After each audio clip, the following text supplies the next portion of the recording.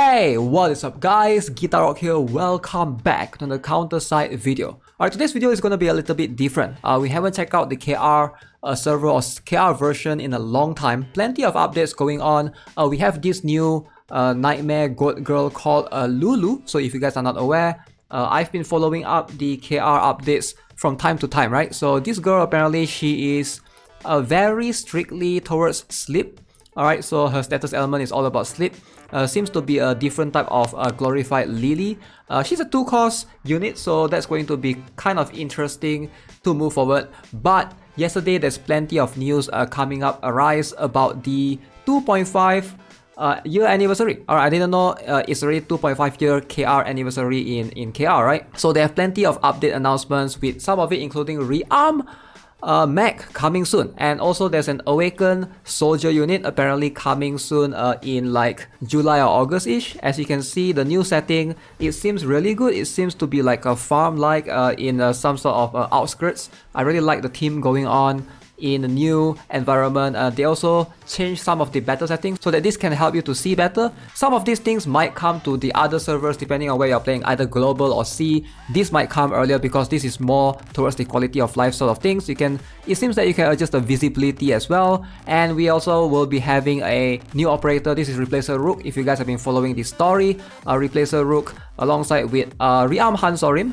and a bunch of skins. So now let's jump into it. We're gonna refer to Pride1CO and view the translated developer patch notes.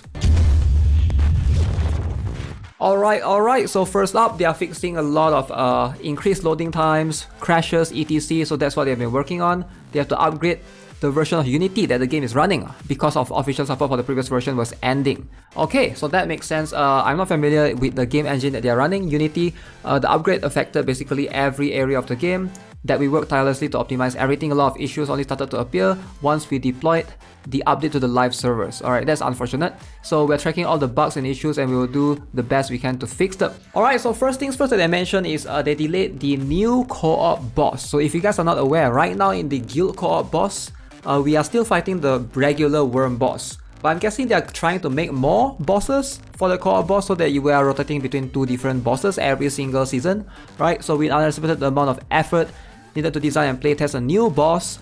So the co-op boss, will be delayed for the time being. But here's the list of things that will be added to the game this month. Alright, first things up is the strategy battle rework. Now keep in mind, if you are playing on global server, there's a chance that once the update, is available, global server might actually get it directly as well, because global server is directly managed by Studio B side, which is a developer at the same time.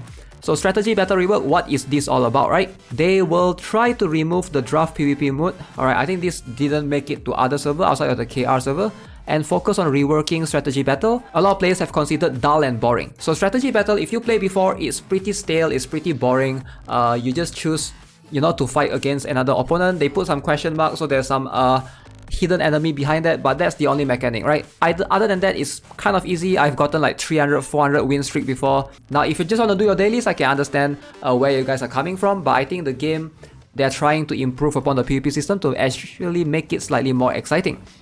So the biggest change is that now attacking side can manually control its team. Oh, so we can manually control the team if we are attacking. So while the defending ones still operate on auto mode. To balance things out, as manual control gives way too big of an advantage. Yeah, some characters it makes more sense if you want to manual them. For example, awaken Yumina, right? You don't want to auto awaken Yumina because she will just come in, slide in from the ship. It doesn't make sense. You want her to slide into the back of the enemy's backline ideally. So to balance things out, as manual control gives too big of an advantage, defending team will receive buffs and perks like increased recovery of deployment costs. Okay, that sounds broken. I don't know how this will affect everything. So here are the list of changes. So rank points that affect your rank on the leaderboard.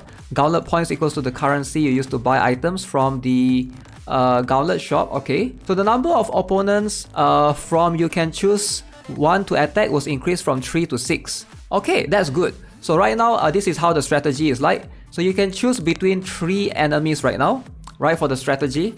But apparently they are going to change it so that you can choose up to 6 opponents. Losing match as an attacker will cost you some rank points. Losing match as defender will decrease your rank points as well. Oh my god, so now if you are putting on... a lot of people have been setting like some easier strats like this, right? On your defense side, but now you gotta set your defense properly so that you can hopefully try to win against the enemy. So that's something that players have to try to understand, because you will lose your rank points if you continue to set like weaker units. There's a daily limit of how many times it can happen to prevent you from losing all your points.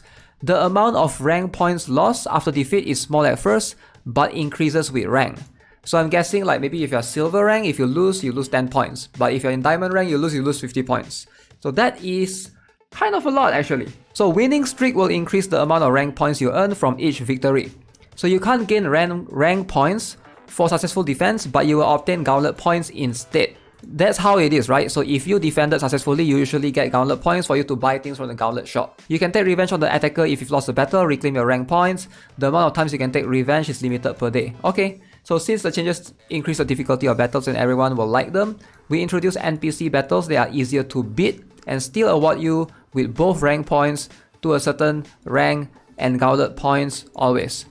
So since it's going to be hard, they plan to put in some NPC that you can choose as opposed to real players. So this is going to still help the newer players. Obviously, if you're new, you won't understand the system that well. Designed to help like weaker and newer players, or maybe players that don't care about PvP too much. You know, you can attack the NPC instead. So there's always something for everyone, whether you're a hardcore player or just like a casual player somewhat. So we hope the new strategy player battle will ignite the competitive spirit in those who don't like real-time battles, and they will enjoy it more than before. That's pretty cool. The main episodes are always developed with a lot of effort and love, so our players can be immersed in the story as they follow their favorite characters in their struggles. Now, if you guys haven't read the story of Counter-Strike yet, do consider to do so. Alright, Counter-Strike is one of the best story out of all the gacha games that I've played before. So since Counter-Strike is an RPG game, the main cast of characters remains mostly the same over the course of the story. It's pretty hard to introduce new characters and make them interesting and their motivations feel real. So this is why we plan to expand our side stories to show more of the characters and the world, explore what happens between the major episodes. So they will release new episode 10. This is for the 2.5 anniversary in August. So they will release more side stories for the meantime. Alright. So 5th of July update, they will release a new faction, the 9th Miracle Council. Alright, so one of their members will be the next Battle Pass character. Okay, so I assume it's one of these characters, the 9th Miracle Council. Of course, it's all waifus, right? There's no dudes as always. So 12th of July update, they will release Awaken unit. For the first time, will be a soldier type. Alright, this is going to be interesting. This excites me. I think it excites a lot of players as well. So they decide to make a new Awaken soldier called Curie. So she will be released alongside with the Iron Horseman side story that's part of this update. So trophies and lobby, getting a lot of feedbacks about the trophies taking up the inventory space, so they decided to make a separate inventory space for trophies. That is cool, right? They've decided to increase the number of characters you can add to the lobby from 5 to 6. Okay, not bad. Consortium daily check-in. So to save you some time, we've removed the need to manually confirm your daily attendance. Now, you will just need to access the Consortium screen for it to happen automatically. But donation, I assume you still need to do it manually. You can donate using gold or quartz, so that's something that you can still do. So improve combat visibility. Now this is something that I think is kind of cool to let you or allow you to configure your screen accordingly, right? So you can see what the effects are, like Dispel, Execution, Stealth Detection, Immortality, or Silence. So let's have a look at the GIF. I think it's going to be much easier if you guys look at the GIF just downright. So I'll be able to zoom in for you guys as well. So apparently the most left one is Dispel, one is like Visible, this one is Immortality, that's Silence. The teeth biting one is Execution. Alright, so these are the new effects, right? So you can also adjust the opacity of skill effects. Now if you want, you can turn this off entirely if you don't care about this as much, right? If you understand how your characters work, you probably don't really need to know this, but it's good to know somewhat. Hey, I think it's good that they let you adjust how transparent it is on the screen. Alright, so following characters will receive a buff in July. So we have Lucid, Adif Twins, Jaina Corporal, Frederick Yuma, and Casey Beans. Alright, on C server we don't have Lucid and Jaina yet. But man, Adif Twins, I mean, I'm glad that she's getting a buff. Alright, she's one of the weaker, one of the weaker SSR in terms of tower type. So hopefully that will be justifiable. Frederick Yuma as well. I don't think she ever had any chance to compete with any of the other strikers in the list, right? I think Frederick Yuma, she really deserves this. And KC Bean is not available in global yet, but KC Bean is one of the weaker defenders for SSR right now. So hopefully the buff will make her much more viable and justifiable as well. So they are going to improve on their stats and numbers. So that's cool. We're going to have a look at how it is. Replacer Rook will be the next operator.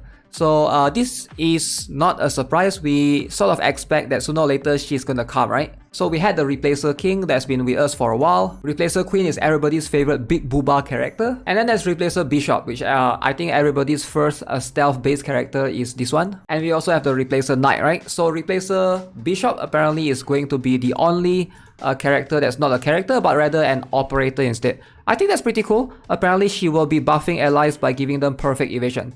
That's gonna be kind of cool. Also, Han Sorim. Major Han Sorim is finally getting a rearm. So it's gonna improve her anti-defender capabilities. Hopefully we'll see that. I don't know how good is she, but hopefully she will be able to take care of some awakened defenders. I can't wait for that to come. Right, and then we have new skins. This looks to be, I can't tell who this is, but apparently it's LSY. Lee Suyeon. I don't know if it's the regular one or the SSR or the Awakened one. And that's Charlotte's skin as well. So more schoolgirl skins. And in August, plenty of things are gonna come. Episode 10, new summer skins, new Awakened character, and the first mech rearm. So apparently character Cecilia Shin will become a playable character as well in the future. So yeah, plenty of cool things happening in KR. I'm really excited. Let me know what you guys think, just to update you guys that some of these might actually arrive earlier as well. I have a feeling the strategy battle might come to other servers at the same time. Make sure to keep your eyes peeled for that particular update, and if that happens, I'll make a hopefully see if I can make a guide or something. So yeah, that's gonna be it for this video, guys. Hope you enjoyed it. As always, if you haven't already, subscribe, give this video a like, and I'll see you guys in the next one. Have a nice day. Goodbye.